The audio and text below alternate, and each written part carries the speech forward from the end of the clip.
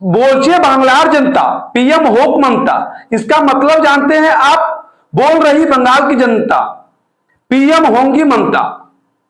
ये किस प्रकार की दबाव की राजनीति है? आखिर विपक्ष इस दबाव की राजनीति से पार कब पाएगा? चर्चा विस्तार से करेंगे। उससे पहले मेरा राम सलाम स्वीकार कीजिए। मैं संजीव कुमार, आप देख रहे हैं हमारे social media platform the voice of public one. जानते हैं इस वक्त बिखराव के चक्रव्यूह में फंसा हुआ है INDIA गठबंधन। नीतीश कुमार संयोजक बनने की राह देख रहे हैं। वहीं अभी तक पीएम फेस को लेकर गठबंधन में जबरदस्त लड़ाई चल रही है। ये लड़ाई हालांकि खुलकर अभी तक मीडिया में सामने नहीं आई है, लेकिन जो राजनीति को भली भांति जानते हैं, राजनीति की समझ जिनके पास है, वो इस बात को बड़ी अच्छी तरीके से जानते हैं कि INDIA गठबंधन में किस प्रकार से प्रधानमंत्री पद की उम्मीदवारी को लेकर आपस में राजनीतिक दल एक दूसरे का विरोध कर रहे हैं और किस प्रकार से राजनीतिक दल दबाव की राजनीति बनाए जा रहे हैं गठबंधन के ऊपर। और इसी दबाव की राजनीति के बीच में भारतीय जनता पार्टी ने अपना मास्टर स्ट्रोक चाल चला है और बड़ी खेला कर गई गठबंधन के साथ। चुनाव नजदीक आते ही नेताओं, विधायक और सांसदों का दल बदल का खेमा कोई नई बात नहीं है। जैसे ही चुनाव नजदीक आता है, विधायकों और सांसदों को लगने लगता है कि यदि इस राजनीतिक पार्टी में मेरी दाल नहीं गलने वाली है या तो इस राजनीतिक पार्टी से मैं चुनाव हार सकता हूं, तो दल बदल करने में वो जरा सा भी नहीं हिचकती। वो अपने विचारों के साथ समझौता करने में जरा सा भी नहीं हिचकती। आखिर भारत क्या, दुनिया में ऐसा कौन था जो विश्वास कर सकता था कि बाला साहेब ठाकरे की पार्टी कभी कांग्रेस के साथ भी गठबंधन कर सकती है? लेकिन राजनीति में ये सब कुछ संभव है। अब जानते हैं कि जैसे 2024 का लोकसभा चुनाव नजदीक आ गया है, तो नेताओं का दल बदल का सिलसिला भी शुरू हो गया है। इसी कड़ी की शुरुआत समाजवादी पार्टी के एक विधायक दारा सिंह चौहान ने किया है। वो समाजवादी पार्टी से विधायक हैं, लेकिन उन्होंने अपने विधायकी पद से इस्तीफा देकर भारतीय जनता पार्टी में चले गए हैं। और यह तो महज एक शुरुआत है। आने वाले 1-2 महीने में आप देखिए कि कितने सारे नेता दल बदल करते हैं।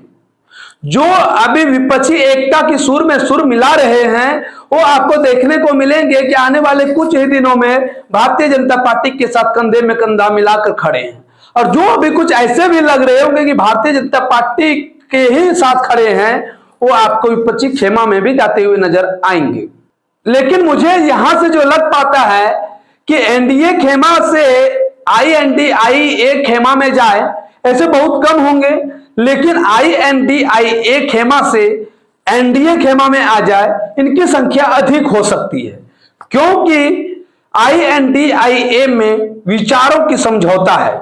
और इस विचारों की समझौता में वो समझौता करके कितना एक साथ कितने दिनों तक रह पाते हैं, ये भी बड़ा दिलचस्प बात हो। विपक्ष के लोग भारतीय जनता पार्टी और उनकी सरकार को मानसून सत्र के दौरान संसद के अंदर और संसद के बाहर कितना घेरने का प्रयास की, लेकिन सफलता हाथ नहीं लगा। विपक्ष अविश्वास प्रस्ताव भी लेकर आई, जो औंधे मुंह संसद में गिर गई।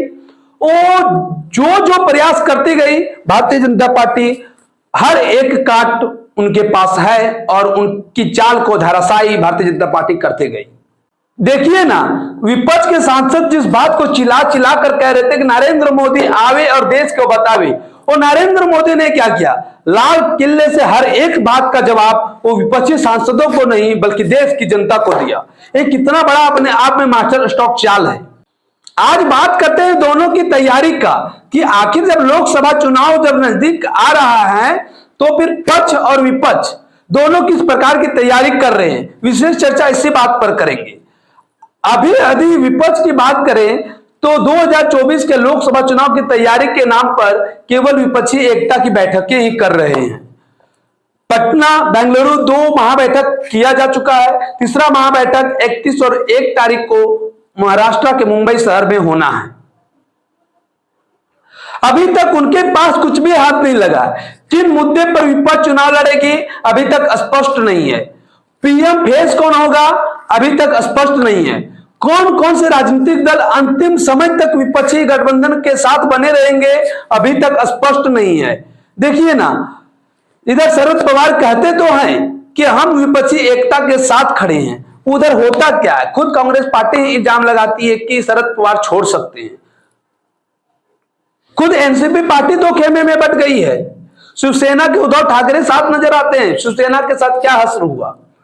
नीतीश कुमार तो प्रधानमंत्री बनने का ही सपना देख लिए थे विपक्षी खेमा में जाकर, जो कि शायद उन्हें लगता है कि मुमकिन नहीं है, लेकिन उनकी पार्टी का हश्र क्या हुआ। कितने नेता जेडीयू पार्टी को छोड़कर चले गए, यहां तक कि मणिपुर में भी जेडीयू पार्टी स्ट्रांग थी, वहां से भी उनकी पार्टी के नेता छोड़कर भाजपा के साथ चले गए। आरसीपी सिंह, उपेंद्र कुशवाहा जैसे बड़े बड़े दिग्गज नेता बिहार से जेडीयू पार्टी के साथ छोड़ चुके हैं और भारतीय जनता पार्टी का दामन थाम चुके हैं।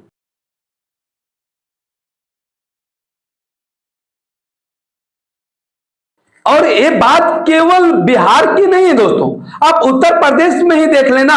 उत्तर प्रदेश में क्या हुआ, अखिलेश यादव को किस प्रकार से भारतीय जनता पार्टी तोड़ रही है।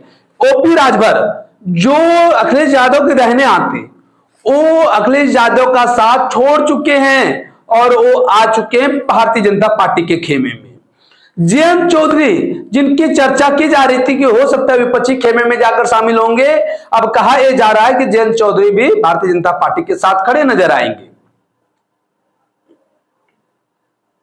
महाराष्ट्र में ऑलरेडी एनसीपी दो भागों में टूट गई है और ये जो 3 राज्य में बताया ना, लोकसभा चुनाव में तीनों राज्य अपने आप में काफी महत्वपूर्ण है। गिनते जाइए ना, 40 लोकसभा सीट बिहार, 80 लोकसभा सीट उत्तर प्रदेश और 48 लोकसभा सीट महाराष्ट्र, 168 लोकसभा सीट केवल 3 राज्य में है और तीनों राज्य में विपक्ष कमजोर स्थिति में है और भारतीय जनता पार्टी मजबूत स्थिति में है। किस प्रकार से भाजपा हटाओ और देश बचाओ का नारा विपक्ष पार्टी देती है, समझ से परे है। आखिर मैं बात करता हूं जो विपक्षी एकता की जो मुहिम जो चली है विपक्षी नेताओं के द्वारा, आखिर उनका गुन्ना गणित क्या था, किस आधार पर विपक्षी गठबंधन को बना रहे थे, इसका जवाब वो दे रहे थे जेडीयू पार्टी के प्रवक्ता। जेडीयू पार्टी के प्रवक्ता कह रहे थे कि भाजपा को हराने के लिए विपक्ष का गणित जो आप समझ जाइए अच्छे से, बीजेपी ने साल 2019 के लोकसभा चुनाव में 37.36% वोटों के साथ 303 सीटें जीती थी। भाजपा के नेतृत्व वाली एनडीए ने 45% वोटों के साथ 353 सीटें जीती थी। इसका मतलब क्या हुआ, 55% वोट विपक्ष के पाले में गई थी, यानी कि भाजपा के अपोजिट में। लेकिन बिखराव के कारण विपक्ष इन सीटों को जीत में कन्वर्ट नहीं कर पाई। इस बार बीजेपी के खिलाफ विपक्ष का एक उम्मीदवार उतारने की तैयारी में है। जेडीयू के प्रवक्ता सलाहकार किसी त्यागी की माने तो विपक्षी गठबंधन 450 सीटों पर 1-to-1 फाइट करने की तैयारी कर ली है। तो भाई जब जेडीयू पार्टी के प्रवक्ता ने जब कह ही दिया है कि पूरे देश में 450 सीटों पर 1-to-1 फाइट होगा, भाजपा के साथ सीधा सीधा मुकाबला, लेकिन वो ये बताते समय भूल गए कि उत्तर प्रदेश में क्या होगा। मायावती भी स्वतंत्र रूप से मैदान में होंगी, ओवैसी की पार्टी आईआईएम भी स्वतंत्र रूप से मैदान में होगी, वाईएसआर कांग्रेस भी स्वतंत्र रूप से मैदान में होगी, बीआरएस पार्टी भी स्वतंत्र रूप से मैदान में होगी, उत्तर प्रदेश में नवीन पटनायक की पार्टी भी स्वतंत्र रूप से मैदान में होगी। तो भाई बिखराव के खतरे तो अब भी हैं। आखिर मायावती किनका वोट काटेगी, पक्ष भारतीय जनता पार्टी का या विपक्ष का? आखिर असदुद्दीन ओवैसी किसका वोट काटेंगे? वो कांग्रेस का वोट काटेंगे, वो एनडीए का हिस्सा का वोट काटेंगे? नवीन पटनायक किसका वोट काटेंगे? वाईएसआर कांग्रेस किसका वोट काटेंगे? जगनमोहन रेड्डी किसका वोट काटेंगे? केसीआर किसका वोट काटेंगे? ये सब बात बताना बीजेपी के प्रवक्ता भूल गए। तो भैया उनके बातों में नहीं आइएगा। जो मेरी आकलन कहती है कि खतरे की घंटी जो वोटों का बिखराव है वो 2019 में ही नहीं 2024 में भी बरकरार है